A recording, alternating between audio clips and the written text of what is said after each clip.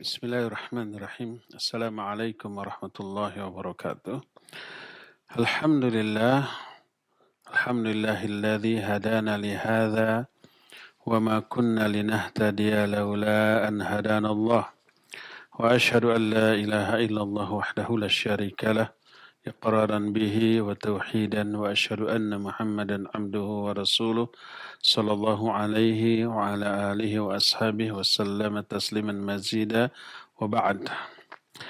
Ikhwati fillah, azanillah wa iyyakum. Baik para pendengar Radio Roja manapun, Roja Cilengsi, Roja Bogor, Roja Lampung, Roja Palembang, Roja Berau, Roja Pontianak, Roja Tanjung Pinang, Roja Surabaya, dan Roja di tempat lain, Roja Kendari di Sulawesi, para pendengar Radio Tarbiyah Sunnah Bandung, pendengar Radio Al-Bayan di Cianjur, Radio Satu Lombok, Radio Amuba di Pangkal Pinang, Radio Hidayah di Pekanbaru, pemirsa Roja TV di mana saja Anda berada, pemirsa Asil TV di Pekanbaru, pemirsa Suro TV di Padang, dan radio serta TV-TV lain yang ikut menyiarkan kajian kita ini di mana saja Anda berada, juga para netizen melalui media sosial apapun dan melalui akun manapun di mana saja Anda berada. Alhamdulillah kembali kita berjumpa melanjutkan pembahasan Al-Irsyad ila Sahihil I'tiqad. Kita sedang membahas rukun iman yang ke-6. Salah satu di antara iman kepada hari akhir adalah beriman kepada tanda-tanda kiamat. Kita sudah terangkan ada 4 tanda kiamat, 3 tanda kecil, 1 tanda besar. 3 tanda kecil ini, pertama tanda kecil yang sudah terjadi dan tidak terjadi lagi, seperti dibelahnya bulan, seperti kelahiran dan wafatnya Nabi SAW dan yang lain-lainnya. Kedua, tanda kecil yang sudah terjadi dan masih terjadi sampai sekarang. Banyaknya pembunuhan, banyaknya kemungkaran dosa dan maksiat, banyaknya orang-orang bodoh yang menyampaikan agama secara keliru, salah, dan seterusnya. Dan yang ketiga, tanda kecil yang belum terjadi tapi pasti akan terjadi. Itu sudah berlalu penjelasannya, sekarang tanda besar. Tanda besar sudah kita mulai, munculnya Imam Mahdi sudah selesai. Yang kedua, keluarnya Dajjal la'natullahi alaih, itu juga sudah berlalu penjelasannya, kejadiannya belum. Tanda-tanda besar ini semuanya belum terjadi. Imam Mahdi belum muncul, Dajjal belum keluar. Yang ketiga, turunnya Nabiullah Isa alaihissalatu wassalam. Ini juga kejadiannya belum, tapi penjelasannya sudah. Sekarang kita masuki keempat, yaitu keluarnya Ya'juj dan Ma'juj. Kejadian keluarnya Ya'juj dan Ma'juj wajib diimani oleh kaum muslimin. Dan harus dimasukkan ke dalam salah satu dari akidah, keyakinan setiap muslim. Karena apa? Karena keluarnya Ya'juj dan Ma'juj diterangkan oleh Al-Quranul Karim. Juga diterangkan oleh hadis-hadis yang sahih tentang masalah itu. Walaupun belum terjadi dengan kejadian yang mungkin sangat spektakuler, nyaris tidak masuk akal. Seperti halnya Dajjal, seperti halnya turunnya Nabi Isa, nyaris tidak masuk akal. Bahkan tidak masuk akal. Tapi karena itu diterangkan oleh Quran dan hadis, wajib kita yakini. Meyakininya termasuk beriman kepada perkara gaib. Pada asalnya perkara gaib tidak boleh diyakini, kecuali kalau yang diterangkan oleh Quran dan Sunnah. Nah, yang diterangkan oleh Quran Sunnah wajib diyakini. Meyakini perkara gaib yang diterangkan oleh Quran Sunnah termasuk ciri orang bertakwa, alladzina yu'minuna bil ghaib. Orang-orang yang beriman kepada hal-hal yang gaib. Termasuk di antara Ya'juj dan Ma'juj. Kenapa gaib? Karena belum terjadi nanti di masa yang akan datang. Karena belum terjadi dianggap gaib, tapi wajib diyakini karena diterangkan oleh Al-Quran dan hadis yang sahih. Adapun ayat Al-Quran, salah satunya adalah surah Al-Anbiya ayat 96 dan 97.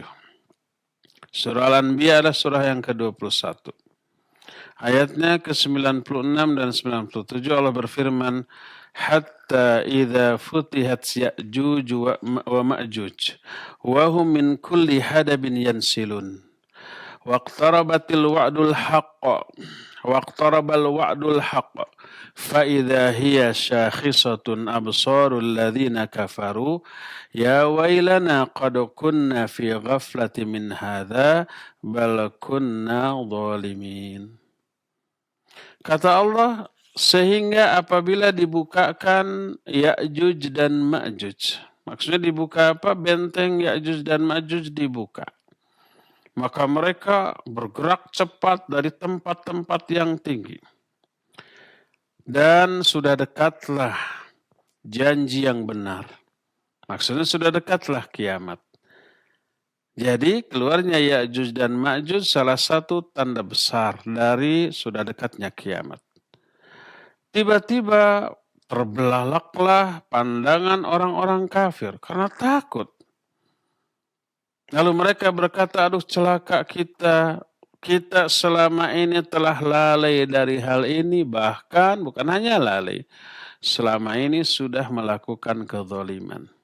Kita ini orang-orang zalim, lalai dari sudah dekatnya kiamat. Dan saat itu adalah saat yang sangat genting. Ayat ini menjelaskan akan dibukakan benteng Ya'juj dan Ma'juj. Dan itu nanti menjelang kiamat.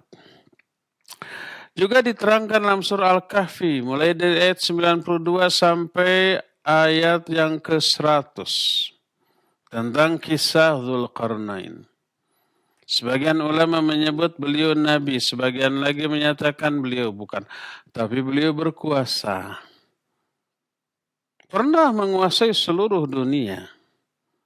Sebagaimana perkataan Syekhul Islam Ibn Taimiyah, yamlikud dunya mu'minan wa kafiran. Dunia ini pernah dikuasai oleh 2 orang mukmin dan 2 orang kafir. Adapun 2 orang mukmin, salah satu di antara Sulaiman dan yang kedua Dzulqarnain ini, yang diterangkan dalam surah Al-Kahfi. Dalam Al-Kahfi 92 sampai 100 Allah berfirman, "Tsumma atba'a sababa." Kemudian Dzulqarnain menempuh satu jalan. Hatta idza balagha baina as-saddain wajada min dunihima qauman la yakaduna yafqahuna qawla. Sehingga apabila beliau sampai ke sebuah tempat di antara 2 gunung, beliau menemukan di bawah 2 gunung itu ada satu kaum yang hampir-hampir omongan mereka itu tidak terfahami. Kalau hampir berarti masih terfahami. Qalu ya Dzal Qarnain, inna Ya'juj wa Ma'juj mufsiduna fil ard. Fahal naj'alu laka kharjan ala an taj'ala bainana wa bainahum sadda. Berkatalah kaum tersebut, hai Dzulqarnain, sesungguhnya Ya'juj dan Ma'juj melakukan kerusakan di muka bumi. Jahat, membunuh, merampok, merampas hak orang dan seterusnya. Apa mungkin kami menyiapkan upah untukmu agar engkau ini menjadikan benteng yang memisahkan antara kami dengan mereka? Jadi mereka itu, kaum tersebut minta bantuan Dzulqarnain untuk membuat benteng agar Ya'juj dan Ma'juj tidak bisa menyentuh mereka. Apa kata Dzulqarnain? Qal ma makkani fihi rabbi khairun. Fa'inuni biquwwah aj'al bainakum wa bainahum radma. Atuni zubrul hadid hatta idza sawa bainas sadafain. Qala anfukhu hatta idza ja'alahu nara qala atuni ufriq alaihi qitara. Famastata'u ayyadharuh wa mastata'u lahu naqba. Kata Dzulqarnain, apa yang telah diberikan oleh Allah kepadaku jauh lebih baik daripada upah yang kalian janjikan. Gak minta upah. Tapi bantu aku dengan orang-orang kuat di antara kalian untuk mengangkat-ngangkat barang-barang, benda-benda yang dibutuhkan untuk bikin benteng tersebut. Aku akan membuat benteng antara kalian dengan antara mereka. Wa atuni zubrul hadid, berikan kepadaku bongkahan-bongkahan atau potongan-potongan besi. Potongan besi itu ditumpuk antara dua gunung tersebut. Sehingga apabila sudah rata tumpukan potongan besi ini dengan puncak dari kedua gunung itu, berkata Dzulqarnain, unfukhu, tiup. Apinya dinyalakan. Hatta idza ja'alahu nara, ketika si besi tersebut sudah menyala, sudah berupa api, berkata Dzulqarnain, atuni ufriq alaihi qitara. Sekarang berikan tuh cairan logam panas, aku akan tuangkan ke arah tumpukan besi tersebut. Akhirnya jadilah benteng yang kuat, kokoh dan tinggi. Tidak bisa dinaiki, tidak bisa dilubangi. Maka Allah menyatakan famastata'u ayyadharuhu wa mastata'u lahu naqba. Mereka tidak mampu mendakinya, menainginya, meloncatinya, menaikinya, enggak bisa, terlalu tinggi. Dan mereka juga tidak bisa melubanginya, terlalu kuat. Setelah selesai, qala, berkata Dzulqarnain, hadza rahmatun mir rabbi. Ini adalah rahmat dari Allah, dari Rabbku. Fa idza jaa wa'du rabbi ja'alahu dakka. Kalau nanti suatu saat sudah datang janji Rabbku, maka benteng ini akan hancur, akan runtuh. Wa kana wa'du rabbi haqqa, dan janji dari Rabbku adalah pasti benar. Ini janji dari Allah, suatu saat benteng Ya'juj dan Ma'juj ini benar-benar akan runtuh, akan musnah, akan terbongkar oleh Ya'juj dan Ma'juj. Apa yang terjadi? Ya bisa kita bayangkan, mereka keluar. Allah menyatakan, wa tarakna ba'duhum yawma idzin yamuju fi ba'd. Kami biarkan mereka itu bercampur menyerang orang lain selain mereka. Setelah itu, beberapa saat setelah itu, wa nufikha fis-sur fajama'nahum jam'a. Ditiuplah sangkakala. Terjadilah hari kiamat, lalu kamu kumpulkan mereka itu nanti dengan sebenar-benarnya. Ya. Wa aradna jahannam yawma idzin lil kafirina arada. Lalu kami hadirkan bagi mereka, bagi orang-orang kafir itu pada hari itu jahannam dengan sebenar-benarnya. Ini ayat dalam surah Al-Kahfi menjelaskan tentang Ya'juj dan Ma'juj. Dahulu sudah ada. Karakter mereka apa? Merusak, membunuh, merampas, merampok, melakukan banyak kejahatan kepada pihak lain di luar mereka. Lalu sekarang ini dikarantina, ditutup, dibenteng, dikurung oleh benteng yang sangat tinggi dan kuat. Yang bikin benteng itu adalah Dzulqarnain. Dan sampai sekarang belum bisa didobrak, belum bisa dilubangi, belum bisa dinaiki. Tapi nanti suatu saat mereka akan mampu mendobraknya, lalu mereka keluar tanpa bisa dikendalikan. Jadi benteng ini terbuat dari besi, kemudian dipatri, dilem, direkat oleh diteter oleh cairan logam antara dua buah gunung dan dibangun oleh Dzulqarnain menjadi satu benteng yang sangat kuat sehingga mereka terhalang dari berinteraksi dengan dunia luar, tidak lagi mengganggu orang lain, tidak lagi bisa mengekspansi orang lain, tidak lagi menguasai orang lain, sampai suatu saat benteng itu akan runtuh rata dengan tanah, dan ini sesuatu yang Allah janjikan, dan janji Allah itu tidak akan pernah meleset. Pasti kejadian. Dan kejadian ini menunjukkan sudah dekatnya dengan hari kiamat, ya. Inilah minimal 2 ayat yang diterangkan dalam Al-Quran tentang Ya'juj dan Ma'juj. Adapun hadis lebih banyak lagi. Di antara hadis yang sahih adalah pertama, hadis ini riwayat Imam Muslim dalam kitab Sahih Muslim dengan sanad yang sahih. Diterima dari Nawas bin Sam'an radhiyallahu an dari Nabi alaihi salatu wassalam. Beliau bersabda, Inna Allah Ta'ala yuhi ila Isa bin Maryam alaihi salatu wassalam ba'da qatlih dajjal anni qad akhrajtu ibadan li la yudanu li ahadin biqitalihim. Faharriz ibadi ila tur. Fayab'athu Allahu Ya'juj wa Ma'juj. Wahum min kulli hadabin yansilun.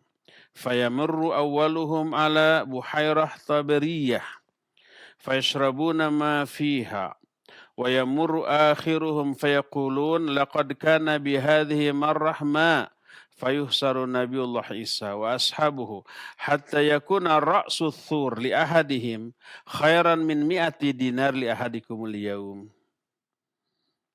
Kata Nabi SAW, sesungguhnya Allah Ta'ala memberi wahyu kepada Nabiullah Isa.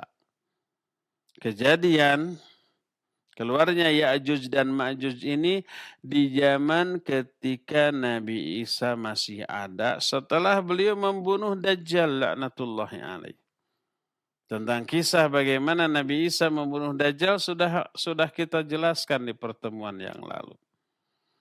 Setelah Dajjal terbunuh, Nabiullah Isa memimpin kaum muslimin. Menegakkan Al-Quran dan As-Sunnah. Sejahtera. Semua kehidupan manusia saat itu sejahtera, penuh barokah, nggak ada yang fakir, nggak ada yang miskin. Semua kesulitan mengeluarkan zakat, infak, dan sedekah. Karena tidak ada yang mau menerimanya. Mengeluarkannya gampang. Tapi siapa yang nerima tidak ada. Disimpan di pinggir jalan, semoga ada yang ambil, malah nambah. Karena ada orang lain juga yang nyimpen di sana. Nah, ketika Nabi Isa masih hidup, kata Nabi SAW, Allah mewahyukan kepada Nabi Isa. Isa bin Maryam. Setelah beliau membunuh Dajjal, apa kata Allah? Aku akan mengeluarkan hamba-hambaku yang tak ada seorang pun yang mampu, yang bisa memerangi mereka. Maka selamatkan hamba-hambaku ke Bukit Tur Sina di Palestina. Nabiullah Isa alaihissalatu wassalam dan sahabat-sahabatnya kemudian dikepung. Mereka itu bersembunyi di Bukit Tur. Kemudian sampai saking susahnya makanan minuman saat itu sampai sebuah kepala seekor sapi di kalangan mereka saat itu jauh lebih berharga daripada 100 dinar uang kalian di hari ini. 100 dinar itu uang emas. 1 dinarnya itu 4,25 gram emas. Kalau sekarang emas itu 500.000 segram, berarti sekitar 2.250.000 gitu 1 dinar. 2 juta seperempat. Kali berapa? Kali 100 dinar kan? Jadi berapa? 425 juta. 100 dinar itu. Kepala satu ekor sapi lebih mahal harganya daripada hampir 500 000 rupiah. Karena apa? Karena kurangnya makanan saat itu. Ya. Dalam hadis lain diriwayatkan dari Hudzaifah radhiyallahu an, riwayat Imam At-Tabrani dalam kitab Al-Awsat, dinukil juga oleh Al-Imam Al-Qurtubi dalam kitab At-Tadhkirah. Bersabda Rasul alaihi salatu wassalam, yamna'humullahu min Makkah wal Madinah wa Baitul Maqdis. Ya'juj dan Ma'juj itu oleh Allah dihalangi agar tidak memasuki 3 kota ini. Pertama Mekah, yang kedua Madinah, yang ketiga Baitul Maqdis, Palestina. Yang sekarang ada apa? Ada Masjid Al-Aqsa. Berkata Imam An-Nawawi rahimahullah tentang siapa Ya'juj dan Ma'juj ini. Kata Imam An-Nawawi, hum min waladi Adam inda aktsaril ulama. Mereka itu termasuk anak cucu keturunan Adam menurut kebanyakan para ulama. Jadi Ya'juj dan Ma'juj ini orang sama dengan kita. Bukan monster, bukan binatang, bukan bangsa jin, manusia, turunan Adam. Ijma' para ulama menyatakan bahwa Ya'juj dan Ma'juj adalah turunan Yafith putra Nuh. Jadi ketika Nabi Nuh di zaman beliau ada banjir besar. Semuanya mati. Manusia, binatang semua mati. Kecuali yang ada di perahu Nabi Nuh. Salah satu anak turunan Nabi Nuh namanya Yafith. Nah ini yang menurunkan Ya'juj dan Ma'juj ini. Berkata Imam Al-Allamah As-Safaraini rahimahullah, qala Ibnu Katsir. Berkata Imam Ibnu Katsir. Imam As-Safaraini menukil pendapat Imam Ibnu Katsir. Apa kata Imam Ibnu Katsir? Ya'juj wa Ma'juj ta'ifatani minat Turk min dzurriyyati Adam wa hum min dzurriyyati Nuh min sulalati Yafith abit Turk. Kata Imam Ibnu Katsir, Ya'juj dan Ma'juj adalah 2 golongan manusia dari Turk. Turk itu sekarang menjadi beberapa negara, termasuk di antara Turki. Dari turunan Adam, mereka adalah turunan Nabi Nuh dari silsilah Yafith Abu Turk. Jadi Yafith ini punya anak namanya Turk. Nah dari Turk inilah lahirlah keturunan yang kemudian menjadi Ya'juj dan Ma'juj. Dan Nabi SAW pernah menggambarkan bahwa saat keluarnya Ya'juj dan Ma'juj itu sudah dekat. Beliau memperingatkan. Suatu saat dalam hadis sahih riwayat Imam Bukhari dan Imam Muslim dalam 2 kitab sahihnya. Diterima dari Abu Hurairah radhiyallahu an. Berkata Rasul sallallahu alaihi wasallam, "Futihal yauma min radmi Ya'juj Ma'juj mithlu hadhihi." Telah dibukakan di hari ini. Hari ini itu hari ketika Nabi SAW masih hidup. Telah dibukakan benteng Ya'juj dan Ma'juj seperti ini. Lalu beliau memadukan antara jempol dengan telunjuknya. Selubang ini sudah terbuka. Diterangkan dalam hadis lain lebih detail. Sahih Bukhari dan Sahih Muslim, tapi dari Zainab binti Jahash radhiyallahu anha. Zainab ini istri Nabi alaihissalatu wassalam. Berkata Zainab, anna Rasul alaihissalatu wassalam nama indaha thumma istayqadha muhmirran wajhah. Wa huwa yaqul la ilaha illallah.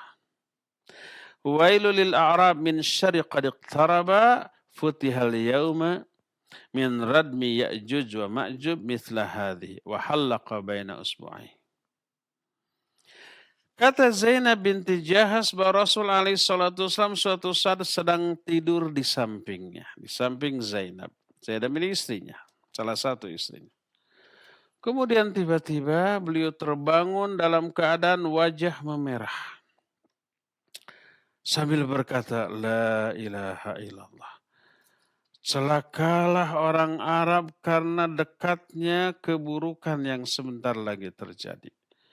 Hari ini telah dibukakan benteng Ya'juj dan Ma'juj seperti ini. Lalu beliau melingkarkan antara dua jari. Dari telunjuk dengan jari jempol sebesar ini. Nah sekarang bagaimana ciri-ciri fisik dari Ya'juj dan Ma'juj? Yang jelas seperti kita, seperti orang. Tapi kan kita juga orang berbeda-beda penampilan fisiknya ya. Wajahnya, hidungnya, matanya, kulitnya gitu kan. Antara orang Asia dengan orang Eropa, antara Asia Tenggara kita dengan Asia Timur seperti Cina, Jepang, Korea itu kan sudah kelihatan berbeda. Dari segi wajah kita sudah bisa mengira-ngira ini orang Asia Tenggara atau Asia Timur. Apalagi orang Timur Tengah. Apalagi juga dibandingkan dengan orang Eropa. Sudah beda lah penampilannya ya. Bagaimana sekarang bentuk fisik Ya'juj dan Ma'juj? Adapun sifat fisik mereka. Diterangkan salah satunya oleh Imam Ibnu Katsir rahimahullahu ta'ala dalam kitab Al-Bidayah wan Nihayah. Kata beliau, wahum yashbahuna nas ka'abna'i jinsihim minat Turk. Al-Mughal, al-Mukharrazmah, uyunuhum, al-dhalaf, unufuhum, as-suhab, syu'uruhum, ala ashkalihim wa alwanihim. Adapun sifat-sifat fisik mereka, mereka itu serupa dengan umumnya manusia. Jadi sama, kepalanya, dua tangan, dua kaki, karena orang, bukan binatang, bukan monster, bukan jin.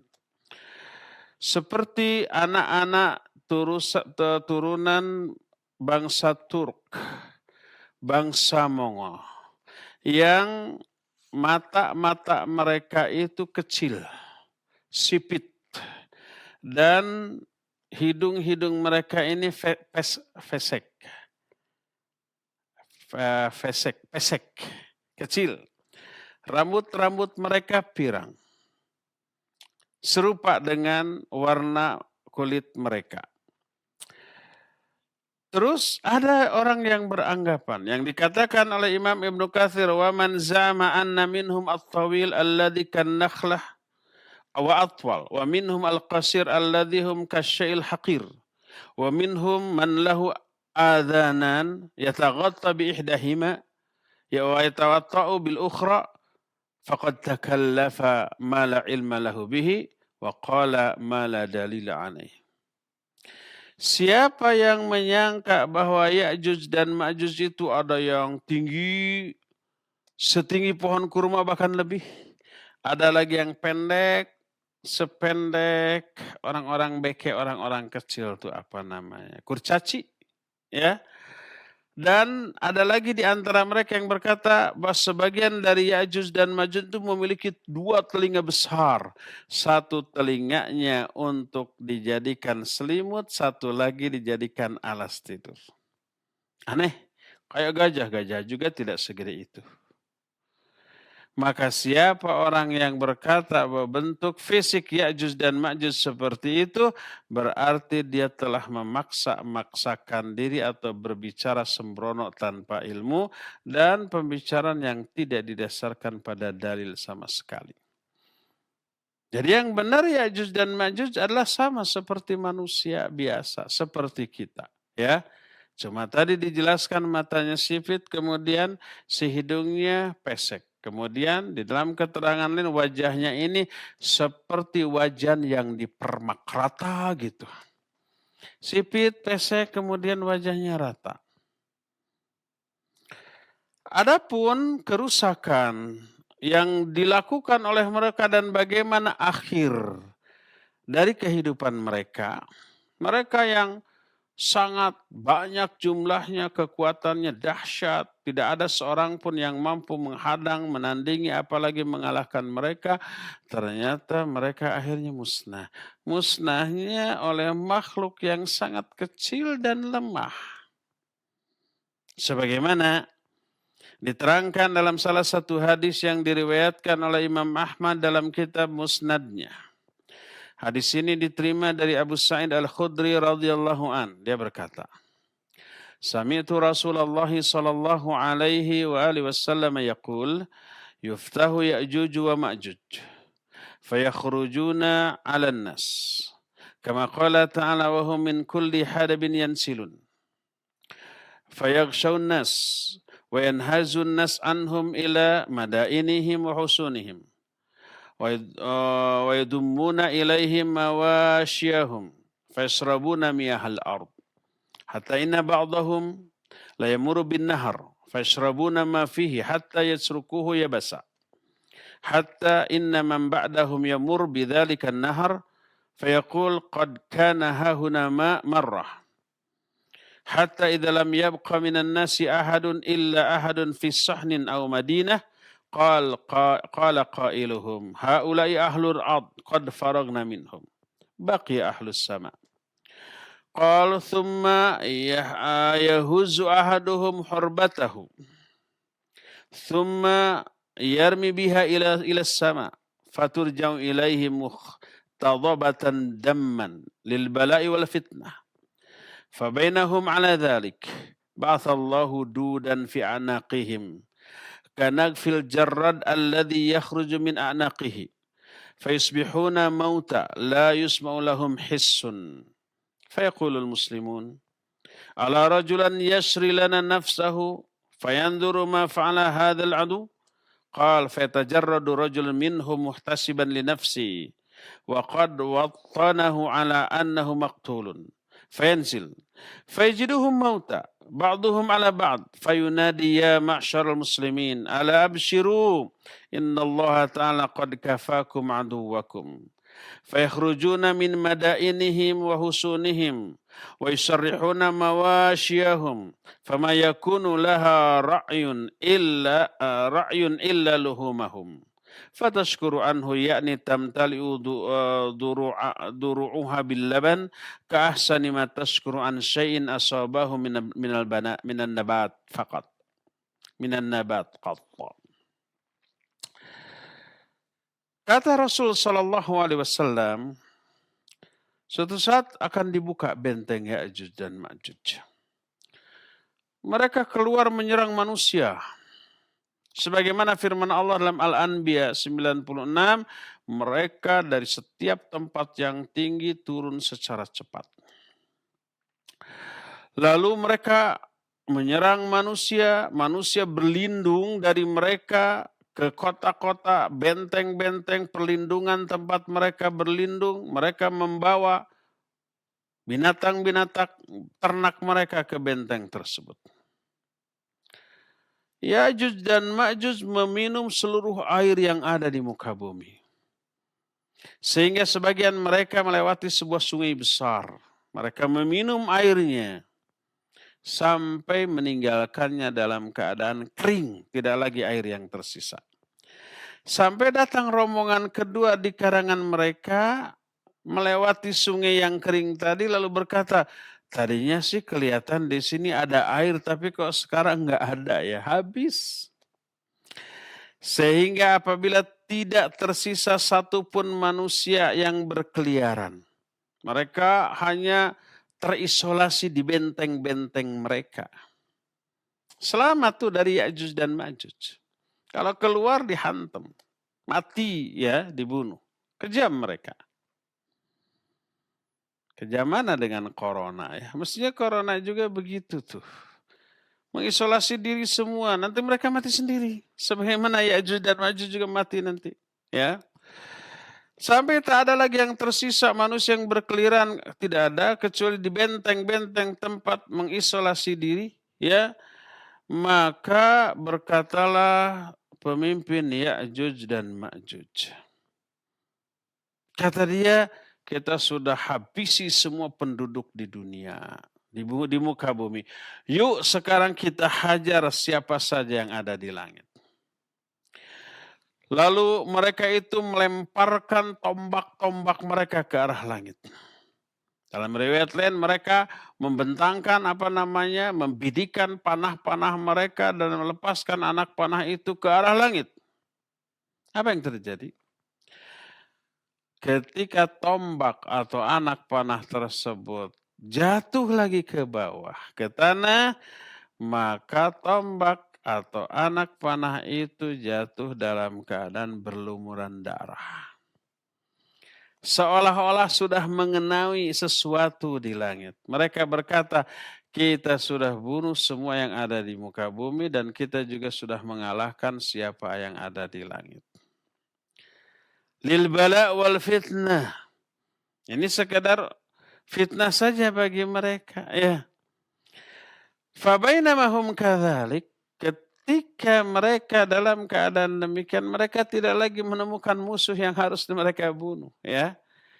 Di langit juga sudah mereka bunuh, kata mereka. Karena panahnya, tombaknya jatuh lagi dalam keadaan berlumuran darah. Dalam keadaan demikian Allah mengutus Dud. Dud itu bahasa kitanya bisa cacing, bisa belatung kayak gitulah. Makhluk kecil dan juga lemah, ya enggak? Kalau ada 1, 2, 10, 20, 100, 200 diinjak juga mejrel semuanya itu. Pejet mati.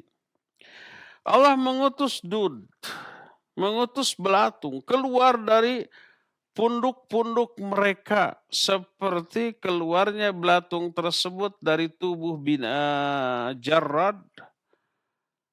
Apa Jarad? Simut bahasa Indonesia apa? Simut yang ada di padang rumput. Simut. Apa simut bahasa Arab? Bahasa Indonesia. Simut. Seperti belatung yang keluar dari tubuh simut itu. Belalang. Suka keluar. Nah ini dari punduk-punduk mereka itu keluar. Belatung-belatung yang kemudian memakan daging-daging mereka. Matilah mereka bergelimpangan. Setelah mati, sunyi, tak ada suara yang terdengar. Sementara itu kaum muslimin termasuk Nabiullah Isa alaihissalatu wassalam masih ngumpet di bentengnya, di Bukit Tur. Kok nggak ada lagi suara, biasanya gaduh sama suara Ya'juj dan Ma'juj gitu. Kok ini enggak? Akhirnya berkatalah di kalangan mereka, mau nggak ada seseorang yang mau berkorban melihat apa sih yang sekarang dilakukan oleh musuh kita? Oleh Ya'juj dan Ma'juj, kok nggak kedengaran lagi suara. Akhirnya tampil seseorang di kalangan mereka, dia sudah pasrah. Siap mengorbankan dirinya, siap kalau keluar ketahuan pasti akan dibunuh gitu ya. Dia sudah pasrah, kayaknya mati deh saya. Dia turun dari gunung itu, dari bukit tersebut, melihat-lihat keadaan. Apa yang dia lihat? Dia menemukan seluruh Ya'juj dan Ma'juj itu bertumpuk-tumpuk bangkainya. Mati semuanya. Tak ada satupun yang tersisa. Akhirnya dia berteriak, ya ma'syarul muslimin ala abshiru, wahai kaum muslimin. Bergembiralah, berbahagialah kalian. Innallaha qad kafakum aduwakum. Karena Allah telah menyelamatkan kalian dari musuh-musuh kalian. Ayo keluar. Mendengar teriakan itu kaum muslimin pun keluar. Dari benteng perlindungan mereka, dari tempat mereka bersembunyi, mereka pun melepaskan kembali binatang-binatang ternak mereka.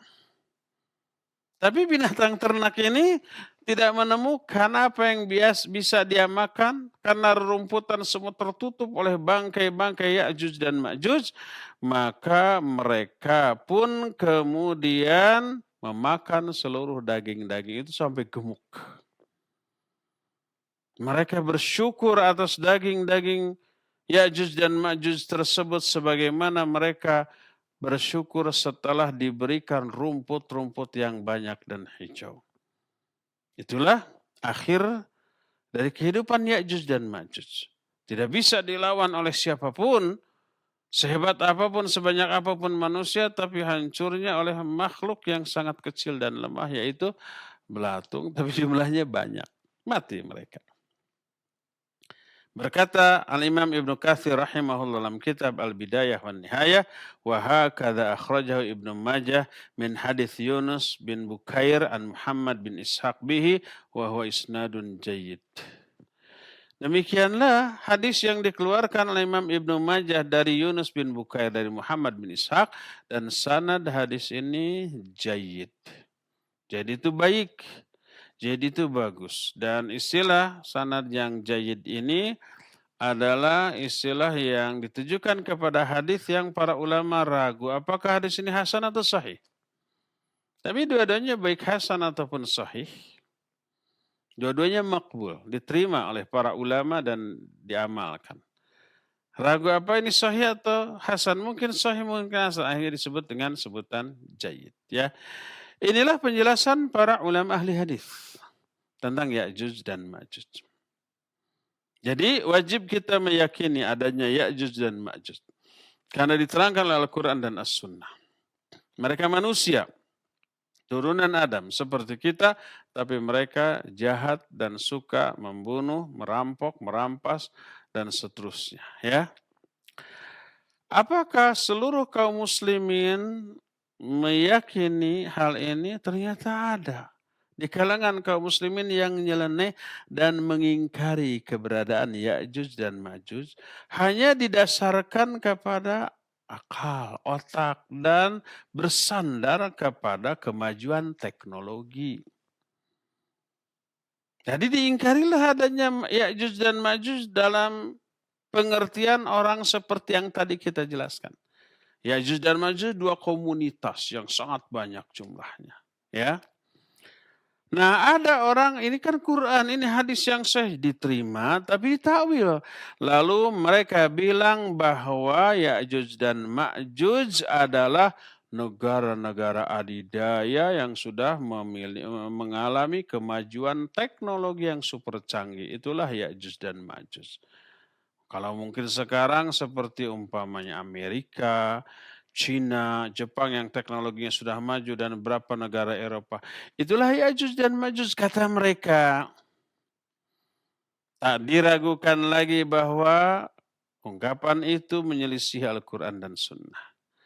Mendustakan ayat-ayat Al-Quran dan sunnah-sunnah yang sahihah dari Nabi alaihi salatu wassalam. Ya. Karena apa? Karena murni di apa? Dasarkan pada ra'yu. Salah satu argumentasi ilmiah mereka, kata mereka ilmiah ya, bahwa sekarang sains teknologi sudah maju, ada satelit, ada segala macam yang dibutuhkan. Seluruh titik di dunia ini sudah terketahui, terpantau, tertelusuri. Kalau toh ada dua komunitas besar Ya'juj dan Ma'juj dengan tempatnya, nggak mungkin tersembunyi, nggak mungkin luput dari perhatian mereka. Pastilah sudah ditemukan. Adanya map sekarang, Google Map atau yang lain-lain, bisa ada GPS, ada satelit yang bisa menelusuri seluruh titik di muka bumi ini.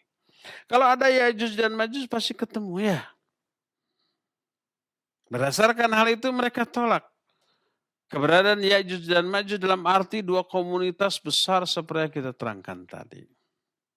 Dijawab oleh para ulama bahwa masih belum tersingkapnya misteri Ya'juj dan Ma'juj. Baik keberadaan mereka ataupun benteng mereka tidak menunjukkan bahwa mereka tidak ada. Bahkan menunjukkan lemahnya kemampuan manusia termasuk teknologi yang diagung-agungkan oleh manusia sekarang. Lemah. Buktinya apa? Ya'juj dan Ma'juj belum ketemu. Baik orangnya, lokasinya, bentengnya, enggak. Ya. Mungkin saja Allah pun memalingkan pandangan mereka untuk bisa melihat mereka. Atau Allah menjadikan penghalang sehingga mereka itu tidak mampu menemukan keberadaan Ya'juj dan Ma'juj. Allah berfirman dalam Al-Quran surah Al-An'am ayat 66 dan 67, wa kadzdzaba bihi qaumuk wa huwal haq. Qul lastu alaikum biwakil. Likulli naba'in mustaqarrun wa sawfa ta'lamun. Kata Allah, kaummu, hai Muhammad, mendustakan ajaran yang kamu bawa bahwa ini padahal ini benar. Katakan kepada mereka, aku tidak bertanggung jawab atas asumsi dan keyakinan kalian. Setiap berita itu ada saatnya untuk diketahui, suatu saat kalian mengetahui. Jangankan itulah ya, dulu manusia itu tidak mengetahui apa yang tersimpan di perut bumi. Adanya minyak, adanya barang-barang tambang, adanya emas, atau barang-barang tambang yang lain. Nah, para teknologi sudah maju. Tapi mereka baru tahu setelah mencapai kemajuan teknologi di titik tertentu. Baru ketahuan, oh di sini ada emas, oh di sini ada minyak, oh di sini ada barang tambang yang lain, dan seterusnya begitu. Nah, teknologi yang dimiliki manusia belum bisa menyentuh hal lain yang mungkin masih tersembunyi. Tapi suatu saat mungkin mereka akan tahu. Sebagaimana firman Allah di dalam Al-An'am ayat 79 ayat 67 ini, walikulin naba'in mustaqarrun wa sawfa ta'lamun. Setiap berita, setiap segala sesuatu itu ada saatnya terketahui oleh manusia. Sebelum saatnya tiba belum terketahui, tapi nanti pasti suatu saat akan terketahui. Termasuk fenomena Ya'juj dan Ma'juj ini, ya. Yang jelas Al-Quran menerangkan, hadis juga menjelaskan, dan para ulama ahli hadis, Ahlus Sunnah wal Jamaah tentang masalah itu memiliki deskripsi yang sama, pemahaman yang sama tentang Ya'juj dan Ma'juj. Bahwa Ya'juj dan Ma'juj adalah dua komunitas manusia yang jumlahnya amat sangat banyak. Sekarang masih terkurung di suatu tempat yang hanya Allah yang tahu. Kelemahan manusia belum bisa mendeteksi keberadaan mereka. Tapi suatu saat ketika saatnya tiba, maka Ya'juj dan Ma'juj akan keluar dari benteng tempat mereka dikurung. Ya, inilah penjelasan Ya'juj dan Ma'juj. Saya pikir cukup sampai di sini. Dan sisa waktu yang ada kita akan gunakan untuk bertanya jawab kepada Al-Akh Al-Fadil Fawas di studio Radio Roja Cilengsi. Dipersilakan untuk memandu tanya jawab dengan pendengar dan pemirsa. Wa sallallahu ala nabiyina Muhammadin wa ala alihi wa wasallam. Silakan Fawas. Baik, terima kasih kami ucapkan untuk Al-Ustadz. Jazakumullahu khairan materi bahasan yang penuh manfaat yang telah disampaikan di sore hari ini. Ikhwatal Islam, untuk selanjutnya kita masuk sesi interaktif. Bagi Anda yang akan bertanya, silakan bisa hubungi kami untuk telepon. Ya, sudah masuk, silakan. Assalamualaikum warahmatullahi wabarakatuh. Waalaikumsalam warahmatullahi wabarakatuh. Silakan Bapak, dengan siapa, dari mana? Dari Ilmar di Jawa Barat. Ya, silakan Bapak. Pak Ustadz, menyimpang sedikit dari yang dibahas, boleh kan Pak Iya. Ustadz? Silakan disampaikan, Saya ingin Pak. menanya tentang masalah yang sering terjadi dan bahkan saat ini pun juga. Masalah kredit rumah yang angsuran setiap tahun, setiap bulan dibayar, atau mobil. Nah, itu bagaimana pandang Islam? Ya, alhamdulillah saya tidak melakukan itu. Mohon penjelasan. Iya, baik. Rumah itu kalau kita tidak bayar, tidak lunas selama 3 bulan berturut-turut, bahkan akan disita. Begitu juga motor atau mobil. Ini marak di mana-mana. Iya. Terima kasih, Pak Ustaz. Terima kasih kembali Bapak Barakallahu Fiik yang telah mengajukan pertanyaan terkait dengan kredit. Ustaz, bagaimana hukumnya? Mungkin ada sedikit ulasan, silahkan. Baik, barakallahu fiik Pak Irman di Jawa Barat. Kredit baik rumah, motor, mobil, atau barang-barang elektronika, ya, atau barang lain lah apapun. Boleh atau tidak, tergantung ya. Kalau di dalamnya ada unsur riba, bunga, termasuk denda keterlambatan, termasuk ada sita barang dan hangusnya uang yang sudah distorkan ketika terjadi kemacetan, maksudnya macet cicilan, maka itu tidak boleh, itu haram. Itu pertama. Karena apa? Karena ada unsur riba. Jadi kalau umpamanya telat membayar yang harusnya tanggal 5 maksimal dibayar, ternyata telat. Maka setiap denda keterlambatan sehari didenda sekian, 2 hari lebih gede lagi, 3 hari, seminggu lebih gede lagi. Itu bunga riba, maka tidak boleh. Ya, walaupun si konsumen, si pembeli selalu berusaha tidak kena denda. Jadi begitu sudah waktunya bayar, sebelum jatuh tempo dia sudah bayar, sehingga tidak terkena denda apapun.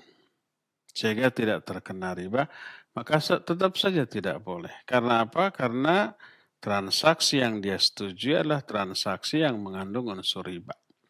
Walaupun tidak terkena ribanya, tapi minimal dia meridhoi, menyetujui transaksi yang di dalamnya ada hal yang Allah haramkan. Maka tidak boleh. Itu yang pertama. Kedua, proses jual beli barang tersebut, baik rumah ataupun mobil, umumnya adalah si penjual menjual barang yang belum menjadi miliknya. Nabi SAW menyatakan, la tabi ma laysa indak. Jangan kamu jual barang yang belum menjadi milikmu. Seperti umpama kita beli mobil. Siapa pemilik mobil itu? Dealer. Pas kita mau ajukan kredit, transaksi kita itu bukan antara kita dengan dealer, tapi antara kita dengan bank atau leasing. Itu kan transaksinya. Jadi kita store-nya ke bank, karena kita memang bayarnya ke bank atau ke leasing tadi. Jadi yang melakukan jual beli ada 3 pihak. Dealer menjual ke bank, bank menjual ke kita. Dealer menjual ke bank oleh pihak-pihak bank dibayar secara cash, ya. Bank menjual lagi ke kita dan kita membayarnya secara cicilan. Kan begitu ya, ada 3 pihak. Dealer menjual ke bank, cash. Bank menjual ke kita, nyicil. Nah, hubungannya itu nanti ke bank itu. Dan ketika nih, pihak bank menjual ini ke kita, ditandatangani ada kontrak kesepakatan begini, tanda tangani, lalu terjadi jual beli antara kita dengan bank. Ketika kita membeli itu dari bank, mobil itu statusnya masih milik dealer, bukan atau belum menjadi milik bank. Belum, masih milik dealer. Tapi oleh si bank sudah dijual lagi ke kita. Sehingga bank menjual barang yang belum menjadi miliknya dan itu tidak sah. Nggak bisa kita tuh, saya mau jual tuh, mobil itu tuh bagus, ya 100 juta. Padahal punya orang. Ayo bayar umpamanya. Berapa? 100 juta. Padahal kita tahu dia itu mau menjual itu 70 juta. Jadi kita punya apa? Punya untung 30 juta. Sok dibeli. Lalu saya beli ke dia, sini 70 juta. Gitu. Jadi nggak boleh kita menjual barang yang belum menjadi milik kita. Masih punya orang lain. Dan itulah yang terjadi pada sistem kredit. Baik rumah, ataupun mobil, ataupun motor, atau benda-benda lain. Tidak sah, tidak boleh ya. Sehingga kalau seperti itu mekanismenya maka tidak boleh. Karena ada ribanya, karena ada unsur menjual barang yang belum menjadi miliknya. Dan yang ketiganya ada kezaliman berupa menyita barang yang dijual belikan dan menganggap hangus terhadap uang yang sudah distorkan tersebut ya, maka tidak boleh. Wallahu a'lam. Silakan. Jazakallah khairan jawaban dan nasihat Al-Ustadz. Demikian untuk Bapak yang bertanya tadi di kesempatan pertama. Berikutnya kami berikan kesempatan untuk penelpon kedua dan kami berharap pertanyaan berkesesuaian dengan materi Ustadz tadi agar kita lebih banyak kembali faedah-faedah yang disampaikan oleh Al-Ustadz. Silakan bisa hubungi kami. Ya, silakan. Assalamualaikum. Waalaikumsalam warahmatullah. Silakan Ibu pertanyaannya. Ya. I- Ya, Ini apa ya, suami kan sekarang keadaan apa namanya, uzur, stroke kan, Iya Bu. tidak bisa jalan. Nah itu yang saya tanyakan, jadi amalan apa yang bisa dilakukan? Ya Pak. Amalan apa yang bisa dilakukan bagi yang sakit, yang sudah uzur begitu ya Ibu ya? Iya, sebabnya dia dulu sholat terus berjamaah di masjid, sekarang Tidak kenapa bisa. matanya kan? Iya. Baik Ibu, terima kasih interaksinya. Barakallahu fiik. Semoga Allah Subhanahu wa taala mengangkat penyakit yang ada di suami Ibu. Nah, silahkan Ustaz. Ya, barakallahu fik Ibu yang barusan bertanya ya, la ba'sa tahur insyaallah ya. Mudah-mudahan suami Ibu segera dipulihkan dari penyakitnya oleh Allah Azza wa Jalla. Amalan apa yang harus dilakukan oleh orang yang stroke tadi? Ya semampunya Bu. Semua kewajiban laksanakan sesuai dengan kemampuan. Sholat jangan ditinggal. Tidak bisa sambil berdiri, maka sholatlah sambil duduk. Tidak bisa sambil duduk, sholatlah sambil berbaring. Tidak bisa menggerakkan tangan kaki dengan isyarat, maka tidak apa-apa, semampunya ya. Fattaqullaha mastata'tum. Adapun untuk saum seperti kemarin, tidak bisa saum, nah nanti diganti kalau memungkinkan sembuh. Tapi kalau tidak bisa dipastikan sembuh atau tidaknya, bayar dengan fidyah. Jadi ajaran Islam ini lengkap, memberikan solusi dari semua masalah yang dihadapi oleh manusia dalam melaksanakan syariat ini. Selalu ada rukhsah, ada keringanan, ada dispensasi bagi orang-orang yang tidak mampu melakukan kewajiban.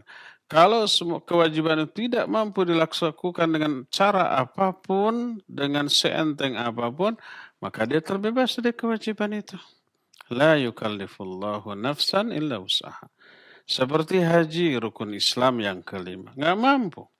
Dari segi uang nggak mampu. Atau mampu dari segi uang tapi kesehatan tidak memungkinkan.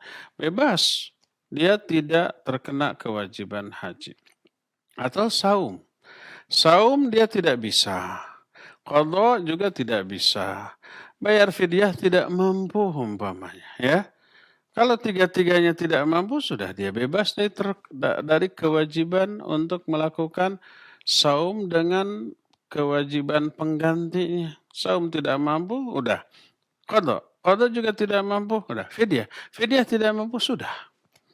Sebagaimana hadis tentang seorang laki-laki datang kepada Rasul SAW, dia melaporkan bahwa dirinya sudah melakukan hubungan suami istri dengan istrinya di siang hari di bulan Ramadan ketika saum. Kata Nabi SAW, mampukah kamu untuk saum 2 bulan berturut-turut? Dia bilang tidak. Kalau begitu, mampukah kamu untuk memberikan fakir miskin, makan 60 fakir miskin? Tidak bisa, tidak punya untuk makan sehari-hari aja tidak. Akhirnya Nabi SAW kemudian memberikan sekantung kurma, berikan ini kepada fakir miskin. Kata orang itu gimana? Tidak ada yang lebih miskin daripada saya ya Rasulullah. Lalu Nabi SAW dengan tertawa, kalau begitu berikan itu sebagai nafkah bagi istrimu. Sudah bebas. Kalau memang semuanya saudara tidak mampu ya. Nah jadi suami ibu yang stroke tadi tetaplah sholat tapi semampunya sampai beliau sembuh ya, yang semoga Allah segera menyembuhkannya. Terus kalau saum ya kalau tidak mampu nanti qadha. Kalau qadha tidak bisa dipastikan kapan-kapan ya sudah fidyah. Ternyata fidyah juga memberikan makan 30 fakir miskin tidak mampu, ya sudah, la yukallifullahu nafsan illa usaha ya. Selebihnya berdoalah, bersabarlah, bertawakallah kepada Allah Azza wa Jalla dan tetap boleh melakukan ikhtiar yang disyariatkan yaitu berobat kepada ahlinya. Wallahu a'lam. Silakan lagi Fawaz. Jazakallahu khairan jawaban dan nasihat Al Ustaz. Untuk selanjutnya kita angkat dari pesan singkat. Ada Bapak Rudi Ahmad di Bandung dan Pak Endri di Bekasi yang bertanya hal yang sama. Assalamualaikum warahmatullahi wabarakatuh. Ustadz, mohon penjelasannya apakah Ya'juj dan Ma'juj ini keluarnya hanya di Timur Tengah saja atau di seluruh dunia, dan apakah tuntunan syariat Islam di dalam menghadapi fitnah dari Ya'juj dan Ma'juj ada sebagaimana tuntunan saat kita berdoa terhindar dari fitnahnya Dajjal. Mohon nasihat dan penjelasan dari Al-Ustadz. Jazakumullahu khairan. Barakallahu fiik kepada yang bertanya barusan. Ya'juj dan Ma'juj itu akan keluar dari tempat mereka diisolir dan kita tidak tahu tempat itu di mana. Apakah betul di Timur Tengah? Tapi yang jelas saat itu posisi Nabiullah Isa alaihissalam berada di Palestina. Disuruh untuk membawa pengikutnya ke Bukit Tursina. Itu di daerah sana ya. Tapi banyaknya jumlah Ya'juj dan Ma'juj menyebabkan semua tempat mereka datangi dan semua tempat yang mereka datangi di saat mereka menemukan manusia ya dibunuh. Air lautan saja yang airnya tawar habis, sungai yang besar yang airnya tawar juga habis diminum oleh mereka ya. Jadi itulah keterangan yang ada tentang hal itu. Terus apakah kita harus ada upaya secara syar'i untuk bisa terbebas, terlindungi dari mereka? Ya, sebagaimana Allah dan Rasulnya memberi tuntunan agar terhindar dari fitnah Dajjal. Dua hal ini berbeda. Kalau Dajjal tidak membunuh, tapi menyesatkan. Ya, memang yang tidak beriman kepada dia tidak langsung dibunuh, tapi disengsarakan. Tanam-tanamannya dibuat mati karena Dajjal bisa menyuruh tanah untuk mematikan tumbuh-tumbuhan.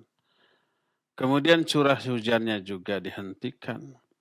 Ternak-ternak juga menjadi kering, tidak menghasilkan susu. Kemudian harta-harta mereka hilang, musnah, lenyap. Dajjal Allah berikan kemampuan seperti itu. Pilihannya hanya dua, sengsara banget, tersiksa atau menjadi pengikut Dajjal. Ada 1-2 yang dibunuh oleh Dajjal. Nah, jadi fitnahnya itu untuk menyesatkan menjadi kafir, menjadi murtad dari agama Allah SWT. Itu bahayanya Dajjal. Kalau Ya'juj dan Ma'juj tidak membawa misi yang menyesatkan seperti halnya Dajjal. Mereka hanya merampok, mereka hanya membunuh, mereka hanya seperti itulah. Jadi tidak mengandung resiko untuk disesatkan. Oleh karena itu tidak ada tuntunan syar'i bagaimana agar selamat dari Ya'juj dan Ma'juj kecuali mengikuti Nabiullah Isa untuk berlindung di tempat-tempat yang bisa dijadikan perlindungan. Sebagaimana tadi juga dijelaskan, kaum muslimin pergi ke benteng, ke tempat-tempat yang bisa dijadikan perlindungan. Termasuk juga ke Bukit Tursina seperti yang tadi dijelaskan.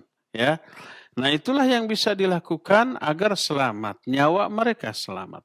Sampai Allah memusnahkan mereka dengan cara mengutus belatung-belatung yang memakan daging-daging mereka tadi. Ya, berdasarkan hal itulah maka tidak ada tuntunan khusus secara syar'i agar selamat dari Ya'juj dan Ma'juj kecuali berlindung ke tempat-tempat yang memang bisa dijadikan pelindungan dari kejaran Ya'juj dan Ma'juj ya. Wallahu a'lam.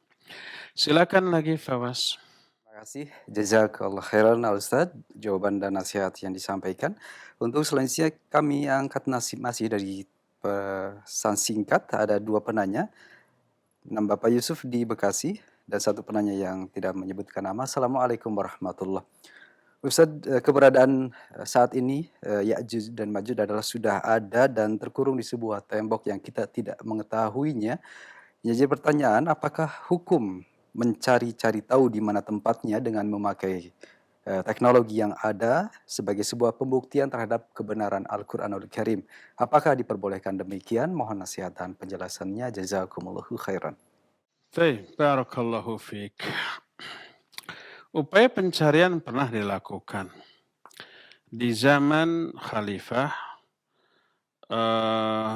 zaman dahulu dengan mengirim satu pasukan khusus untuk menemukan benteng Ya'juj dan Ma'juj. Sebagaimana itu diterangkan dalam sebuah kitab namanya Asyratus Sa'ah, susunan Syekh Yusuf. Ketika menjelaskan Ya'juj dan Ma'juj diterangkan oleh para ulama dengan mengutip penjelasan para ulama seperti Imam Ibnu Katsir dalam kitab Al-Bidayah wa Nihayah menerangkan ada upaya dari khalifah terdahulu. Apakah ketemu? Ya, ketemu berbulan-bulan. Jadi ada benteng besar dengan tembok yang sangat kokoh dan tinggi, tidak bisa dinaiki, tidak bisa didobrak. Dan di luar sana itu ada bekas-bekas makanan dan wadah-wadah makan orang. Ya, kemudian mereka pulang kembali dan melaporkan hal itu kepada sang khalifah. Ketika peristiwa itu diterangkan oleh para ulama, seperti Imam Ibnu Katsir rahimahullahu ta'ala, mereka tidak menyebutkan adanya larangan untuk menemukan lokasi dari benteng Ya'juj dan Ma'juj ini. Tak ada larangan dari syariat, dari Al-Quran dan As-Sunnah. Cuma juga tidak ada manfaatnya. Untuk apa? Apa manfaatnya kalau sudah ditemukan? Apakah kalau sudah ditemukan, yuk kita hancurkan saja Ya'juj dan Ma'juj itu dengan cara dibom atau di apa? Enggak akan bisa. Jalan cerita dari kehidupan manusia itu tidak begitu. Ya. Loh kalau nanti Ya'juj dan Ma'juj keluar, kenapa tidak bisa diperangi? Bukankah ada teknologi? Sebanyak apapun mereka dengan dijatuhkan dengan rudal atau bom yang seperti itu kan bisa hancur. Yaitu otak kita. Karena apa? Kita bertumpu kepada kondisi sekarang di mana teknologi ada. Kondisi saat nanti di akhir zaman, sejak zaman Imam Mahdi saja diterangkan perang ini memakai pedang lagi. Nabiullah Isa alaihissalatu wassalam membunuh Dajjal itu dengan tombak, bukan dengan basoka. Bukan dengan senapan, bukan dengan yang lain-lain. Perang antara pengikut Dajjal dengan kaum muslimin juga dengan pedang dan panah. Kemana teknologi sekarang? Ya, para ulama menerangkan teknologi di akhir zaman akan musnah. Sebelum munculnya kejadian yang fenomenal yang tadi dijelaskan. Teknologi ini musnah. Mungkin oleh teknologi lagi. Mungkin terjadi perang nuklir. Ya, semuanya hancur, tapi manusia masih banyak yang masih hidup. Kemudian mereka kembali ke zaman baheula, ke zaman dahulu, memakai peralatan persenjataan yang simple, yang sederhana, kembali ke pedang, ke panah, ke tombak, dan yang seterusnya. Sampai tiba masa yang tadi diterangkan, masa Imam Mahdi, masa Nabi Isa, masa Ya'juj dan Ma'juj. Jadi kita itu jangan terbelenggu oleh situasi keadaan sekarang di mana teknologi masih ada. Lalu kondisi sekarang dijadikan sebagai acuan untuk memahami kejadian di masa yang akan datang. Nggak bisa. Sekali lagi karena ini perkara yang gaib, belum terjadi. Tapi diterangkan oleh Quran dan Sunnah. Maka wajiblah kita meyakini kejadian ini benar akan terjadi seperti yang diterangkan dalam Al-Quran dan hadis yang sahih, tanpa membandingkan dengan kondisi sekarang di mana teknologi ini ada. Ya. Tapi walhasil para ulama tidak membahas tentang bagaimana hukum mencari lokasi Ya'juj dan Ma'juj. Tidak ada larangan, tapi tidak ada faedahnya. Kalau ketemu mau apa, kalau tidak ketemu ya buang-buang waktu, buang-buang biaya, buang-buang segala macam ya. Nanti alur kehidupan kita sebagai manusia akan seperti yang diterangkan di dalam hadis-hadis yang sahih tadi ya. Wallahu a'lam bishawab. Terakhir ya Fawaz ya, silakan. Yang terakhir kami angkat kembali untuk penanya via telepon. Assalamualaikum warahmatullahi wabarakatuh. Waalaikumsalam warahmatullahi wabarakatuh. Silakan Bapak, dengan siapa dari mana? Dengan Pak Mul di Medan, Ustaz. Pak Mul, silakan pertanyaannya. Nah, keluarnya Ya'juj dan Ma'juj ini, apakah salah satu tanda-tanda makin dekatnya hari kiamat, Ustaz? Karena di hadis Jibril, ketika Nabi SAW ditanya apa tanda-tanda hari kiamat, Nabi SAW mengatakan bahwa apabila ada budak yang melahirkan tuannya. Jadi yang saya ingin tanyakan, sekarang ini kan budak nggak ada, Ustaz. Nggak ada.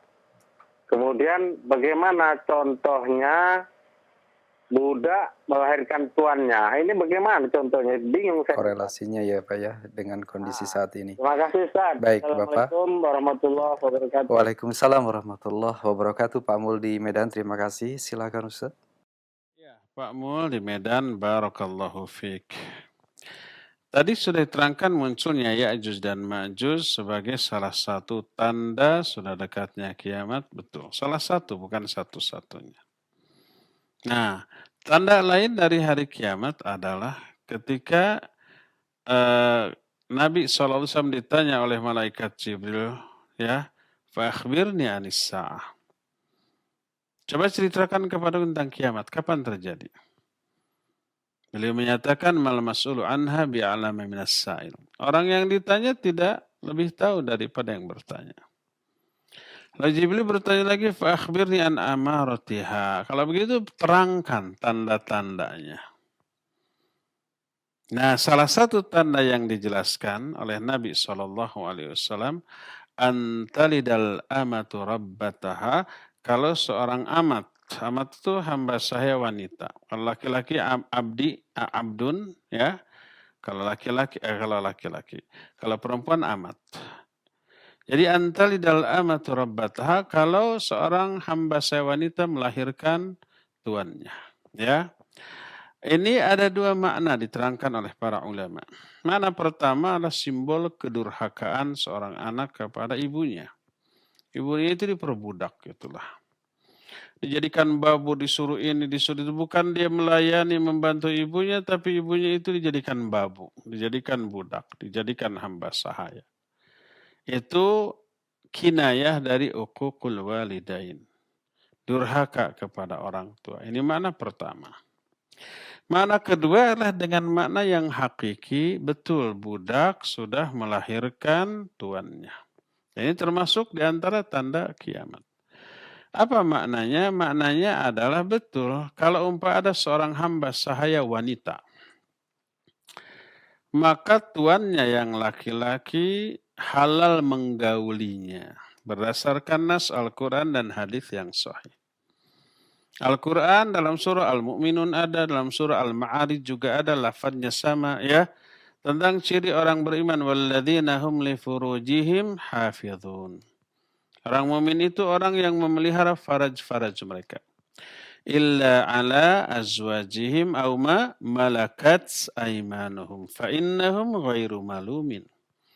Kecuali kepada istri-istrinya atau kepada hamba sahaya yang mereka miliki. Fa innahum ghairu malumin, itu tidaklah tercela. Jadi halal istri, halal hamba sahaya. Boleh digauli? Boleh. Hadis juga menyatakan, man tazawwaja imru'atan aw ishtara jariyatan falyakhudh bin nasiyatiha. Siapa orang yang menikahi seorang wanita atau membeli seorang budak wanita, maka pegang ubun-ubunnya lalu doakan. Sama tuh, ya. Karena status kehalalannya sama. Ternyata si wanita hamba sahaya yang digauli oleh tuannya itu hamil dan melahirkan anak. Wanita ini disebut dengan sebutan Ummul Walad. Status anaknya merdeka dan anak dari tuannya. Anaknya merdeka, tapi ibunya itu tetap hamba sahaya statusnya. Anaknya merdeka, sehingga anaknya menjadi tuan bagi ibunya. Tapi keuntungan si wanita ini kalau tuannya mati gitu, maka dia otomatis merdeka, tidak lagi sebagai budak. Nah ini yang disebut dengan umul walad. Jadi anaknya menjadi tuan bagi ibunya. Ini yang dimaksud dengan antalidal amatu rabbataha. Kalau seorang hamba saya wanita telah melahirkan anaknya, itu dalam posisi seperti itu. Dalam kondisi seperti itu. Dan hadis ini bahwa ini sebagai salah satu di antara tanda kiamat mengisyaratkan di akhir zaman nanti akan ada lagi perbudakan. Penjelasan diisyaratkan di antara oleh Syekh Salim bin Al-Hilal dalam kitab Bahjatun Nadin Syarah Riyadhus Shalihin ketika menerangkan hadis Jibril ini. Ini isyarat bahwa nanti di akhir zaman akan ada lagi perbudakan. Sekarang tidak ada, iya. Tapi apa kita yakin sampai hari kiamat tidak akan ada lagi perbudakan? Enggak. Hadis ini mengisyaratkan akan ada lagi perbudakan. Tapi bukan Islam yang melahirkan sistem perbudakan ini. Seperti yang kita ketahui, perbudakan lahir hasil dari peperangan. Yang kalah, yang masih hidup, yang menyerah ditawan, yang apabila tidak ditebus untuk bebas, dia menjadi hamba sahaya. Laki ataupun perempuan menjadi hamba sahaya. Itu proses lahirnya perbudakan sejak zaman dahulu. Yang kalah, yang lemah, dikuasai, udah jadi budak gitu. Dan statusnya tetap melekat. Sekalipun itu mungkin saja turunan Nabi. Ada nggak turunan Nabi yang menjadi budak? Ada, sebagaimana diisyaratkan dalam hadis yang sahih bahwa siapa orang yang baca la ilaha illallah wahdahu la syarika lahul mulku wal hamdu yuhyi wa yumiitu wa huwa ala kulli syai'in qadir 10 kali, maka dalam sehari maka pahalanya sama dengan membebaskan budak dari keturunan Nabi Ismail. Keturunan Nabi Ismail ada yang menjadi budak. Itu mulia, makanya dibebaskan. Dibeli oleh kita lalu dibebaskan, pahalanya gede karena turun Nabiullah Ismail. Sangat mungkin ada hasil dari peperangan, ya. Dan nanti peperangan di akhir zaman akan terjadi. Maka lahir perbudakan karena hasil dari peperangan. Islam tetap mengatur masalah perbudakan dalam Islam tidak terhapus sampai kiamat karena apa? Karena sistem perbudakan manusia yang menciptakannya, yang melahirkannya, bukan ajaran Islam. Islam mengatur ketika perbudakan ini ada diatur sehingga tidak dizolimi, ya, dan diarahkan untuk dibebaskan sebebas-bebasnya. Makanya banyak pelanggaran terhadap syariat yang dendanya bebaskan budak. Ya, hubungan suami istri di siang hari di bulan Ramadan apa dendanya? Bebaskan budak. Ya, seorang suami zihar kepada istrinya dengan menyatakan saya demi Allah nggak akan menyentuh kamu lagi ke istrinya. Tapi ternyata 2-3 hari dia nggak kuat, mau berhubungan lagi dengan istri, nggak boleh. Sebelum apa? Dibebaskan budak. Terus setiap pelanggaran syariat bebaskan budak. Jadi Islam mengatur agar budak ini terlindungi dan terbebaskan. Oleh karena itulah maka aturannya tetap berlaku sampai akhir zaman karena tidak ada jaminan sampai akhir zaman perbudakan tidak akan ada, nggak ada jaminan itu. Dan hadis Jibril tadi menyatakan antalidal amatu rabbataha, kalau nanti di akhir zaman salah satu tanda kiamat seorang ibu melahirkan tuannya. Seorang hamba sahaya melahirkan tuannya. Itu maknanya begitu. Ini mengisyaratkan nanti akan ada lagi perbudakan di akhir zaman di mana budak hamba sahaya wanita itu halal digauli oleh tuannya lalu melahirkan anaknya merdeka dan anaknya menjadi tuan bagi ibunya, ya. Inilah makna yang kedua, ya. Demikian saja kajian di sore hari ini. Insyaallah kita akan jumpa kembali di hari Jumat yang akan datang. Subhanakallahumma bihamdik asyhadu an la ilaha illa anta astaghfiruka wa atubu ilaik. Walhamdulillahirabbil alamin. Wassalamualaikum warahmatullahi wabarakatuh.